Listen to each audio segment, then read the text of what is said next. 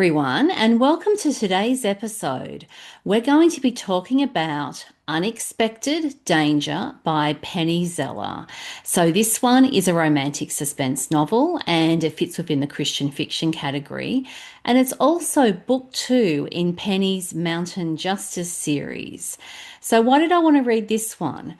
Well, I enjoy reading Penny's books and I follow her between genres. So I've read historical romance from Penny, I've read contemporary romance and rom-coms, and I've also enjoyed her romantic suspense. And I loved reading book one in the series, which is Unexpected Witness. And then when this one was on pre-order, I'm thinking, yes, I definitely want to read it. And so it released a couple of months ago and I bumped it up my TBR list, and I'm very happy that I did that. And book three in the series is also on pre-order at the moment. So you can find my book recommendations at my blog, at my website, and that's at narelleatkins.com. And there'll be links to the books I've mentioned in the show notes. So let's talk about the book. Unexpected Danger by Penny Zeller is set in ranch country. So we're in cowboy country and we're in a small town that's near mountains. So I'm thinking something like Colorado is what comes to mind with this book.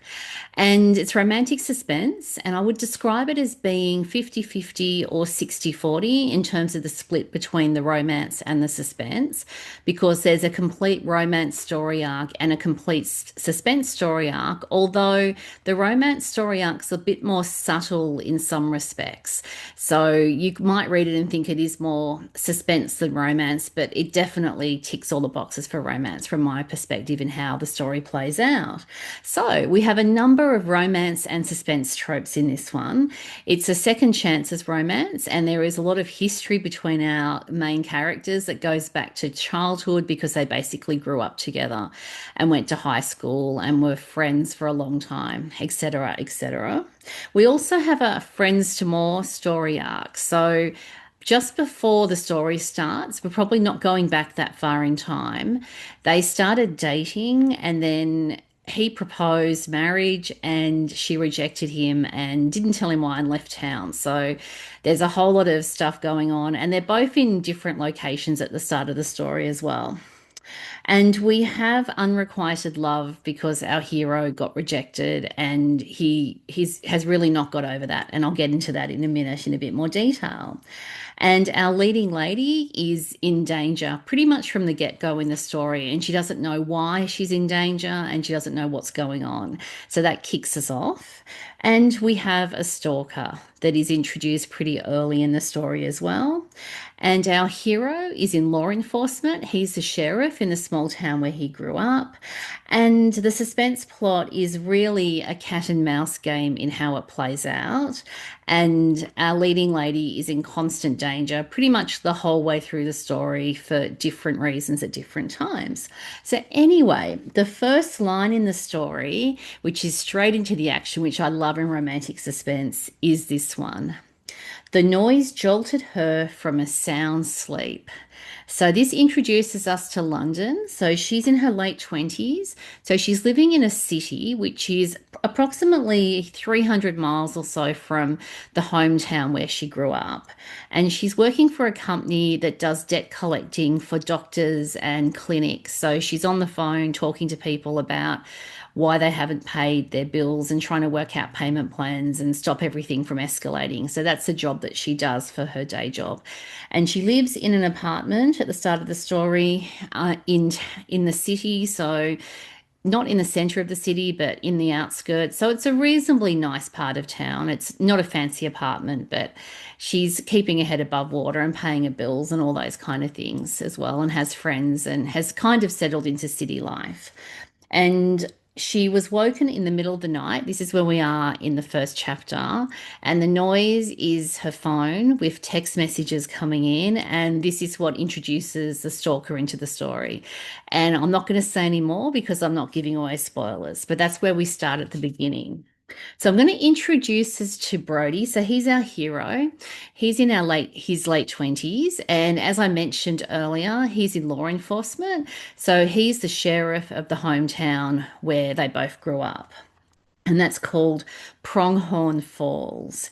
And at the start of the story, he's really stuck. He still loves London and he doesn't know why she left. And there's a whole lot of stuff going on with that. And he really doesn't feel like he can date someone else because he still loves her. So he's kind of in this situation of they're sort of communicating, but not really. His mother was always very close to her, as was his whole family, and she's communicating with his mother, but he really isn't quite sure what he wants to do with the London situation because he doesn't know why she rejected his marriage proposal. And he's very close with most of his family. And we met one of his brothers in book one in the series. So I'm not going to talk about the family in any more detail because I don't want to give away any spoilers, other than to say that there is an adorable nephew in the story. He's really cute, although he's an elementary school kid, so he's a bit older. But he was a really fun character in the story. And Brody is very busy because he's a sheriff. So there's always something going on in town that needs his attention.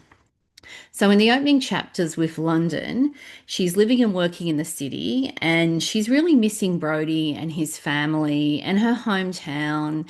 And particularly as the stalker situation starts to escalate from what we see in the opening line, it does get worse and more things happen. That's when she really does become more homesick and thinking about whether or not it's safe to be where she is and what she should do. So, our meet cute in the story is a bit unorthodox. It doesn't happen in the first couple of chapters, and it's a very unexpected situation for both of them, and it's a very dangerous situation as well. And we're well and truly in the middle of a whole lot of stuff happening in terms of what's going on with her life and how London's life is in danger very much. She's very aware that she's in danger at this point in time. And so in this story, we have a lot of problems. We've got our two main characters with a whole lot of emotional baggage from the past. And London had a very dysfunctional childhood, and Brody's family were really her adopted family. So she left Brody and left town and really left her family as well. So she's had a bit of a rough time, and we meet some of her family in the story, and you'll understand why her situation is very dysfunctional and she can't rely on her family. And she's been dealing with a lot of rejection. And Brody has also had tragedy happen in his family, and he's still trying to work out what's going on with London and why she rejected him and dealing with the pain and the hurts from being rejected as well.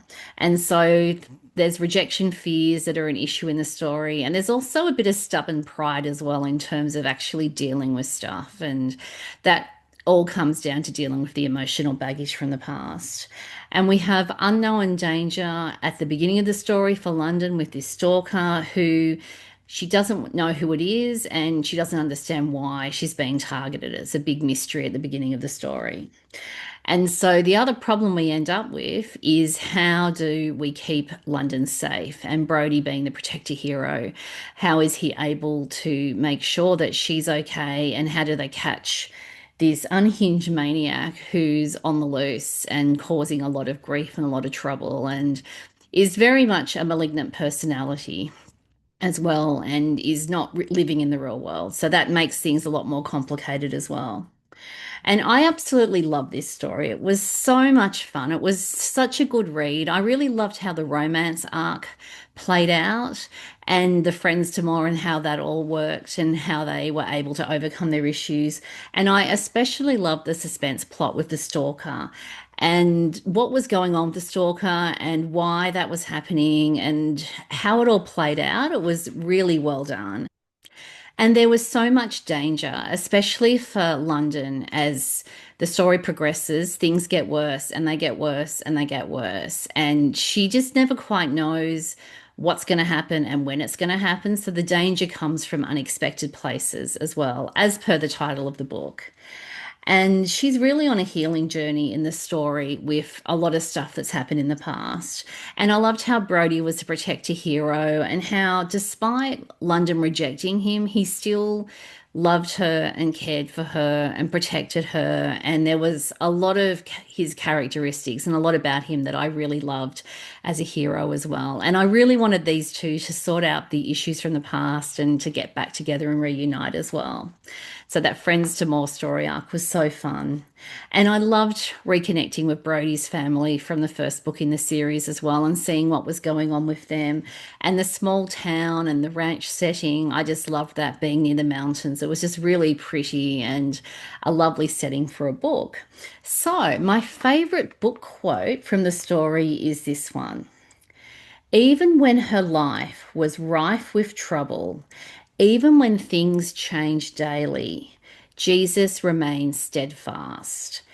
And that quote really does sum up the faith journeys in the story of both of our main characters who really were turning to God when things were going wrong and they were in danger. They were looking for his wisdom and praying for protection and all of those things that I love seeing in a Christian romantic suspense. And both characters have trust issues and emotional baggage to unpack, and they're dealing with rejection and past hurts as well that is part of their faith journey. And I loved how the forgiveness themes in the story, how they all played out as well. It was very satisfying the way the faith elements in the story all came together and they were very organic. So there was a lot of faith content in the story, but it's not preachy because it's so organic to what's going on with the characters and how it's all put together on the page. So I really appreciated that as well. So the impact on me, there were a lot of smiles in this story because there were some very lovely moments, especially in the way that Brody and London related to each other and their romance and how their friendship evolved into more was really lovely to watch, and I enjoyed that. And at the same time, I was almost biting my fingernails because I was worried about the characters because the suspense plot, there was a lot of action and a lot of things that were going on, and the danger was always there. And you kept turning the page, hoping they're going to be okay and almost praying they'll be okay, although they're not real people. And you just wanted to make sure that these characters were able to survive, and you just never quite knew what was going to happen. It was very unpredictable the way the suspense plot twisted and turned, and I really appreciated that. And the story also made me think, so particularly with the villain and the way the villains, how can I put this without giving away spoilers? Just the personality of the villain and the way the villain behaved and what they did, it really did make me think because it was a very tricky situation, and I understood why there were a whole lot of side characters that got caught up with a whole lot of stuff without quite realizing that they were getting caught up in a whole lot of stuff, if that makes sense. And that was really well done, the way that the villain behaved and the way the villain did stuff in the story. And I just loved the ending. It was very satisfying and made a lot of sense. And I really appreciated how the romance and the suspense plots all twisted together to bring that satisfying ending. So, with this one, it's book two in the series, the Mountain Justice series, and it is a complete standalone story. So, you could just read this book and that would be absolutely fine. But if you're looking to read the series, I would recommend starting with book one and reading in order, mainly because the brothers and the family are the big connector in the series, and there are things that I think unfold better if you were to read in order. Although there were no spoilers in book two for book one, so you could read out of order if you want, but I think you'd get a richer reading experience if you read in order. So, in summary, I would recommend this book to readers who like the suspense plot in a romantic suspense where you've got a stalker causing all sorts of grief and trouble. If you like danger and action in your romantic suspense and the cat and mouse game in terms of trying to catch the villain, then you'll like this one. If you like your romantic suspense with a second chances romance where the characters have a lot of history from growing up together, with the friends to more having to play out on the page because of the everything going wrong in their relationship and then she's returning to town, then you'll like this one.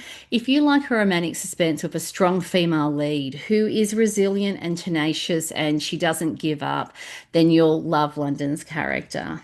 And if you like the hero who's the sheriff in law enforcement, then you'll love Brody as well, who's the protector hero. And if you like a romantic suspense series that's based around brothers, then you'll like this one. And if you like your stories to have close family who support each other and have each other's backs, then you'll also like this one. And if you love your romantic suspense with a small town ranch setting and strong faith elements in the story with trust and forgiveness themes, then you'll like this one as well. Thanks for joining me today. Does Unexpected Danger sound like a book that you'd like to read? Have you read it? Or have you read any other books in the series? What did you think? You can let me know.